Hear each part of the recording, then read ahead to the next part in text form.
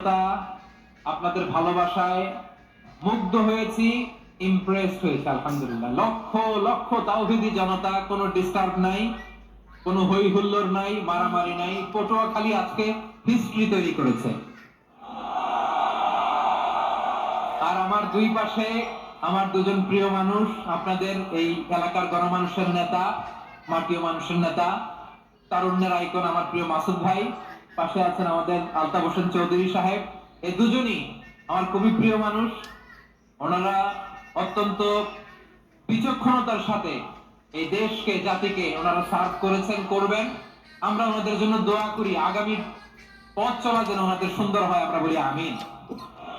ওনারা যেন বাংলাদেশকে লিড দিতে, খালির জেনজিদেরকে আল্লাহ তুমি কবুল করো। তিনটি মাঠে আমার কলিজার টুকরা আমাদের মোহতারাম চৌধুরী সাহেবের স্ত্রী, সম্মানিত সহধর্মিণী, তিনি থাইল্যান্ডে আছেন চিকিৎসারত। শুধু মাহফিলের জন্য উনি একদিনের সফরে উনি এসেছেন। আমরা ওনার জন্য শিফায়ে কামেলার দোয়া করি, আল্লাহ তাআলা শিফা নসিব করুক। প্রিয় ভাইরা, সব সময় কোরআনের পক্ষে থাকেন, ইসলামের পক্ষে থাকেন, দেশের সার্বভৌমত্বের পক্ষে থাকেন।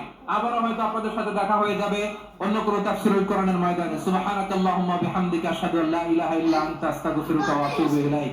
রব্বানা যালামনা আনফুসানা وإن لم تغفر لنا وترحمنا لنكونن من الخاسرين ربنا آتنا في الدنيا حسنة وفي الآخرة حسنة وقنا عذاب النار ربنا تقبل منا إنك أنت السميع العليم وتب علينا يا مولانا إنك أنت التواب الرحيم سبحان ربك رب العزة عما يصفون وسلام على المرسلين والحمد لله رب العالمين واجعل آخر كلامنا عند الموت لا إله إلا الله محمد رسول الله صلى الله عليه وسلم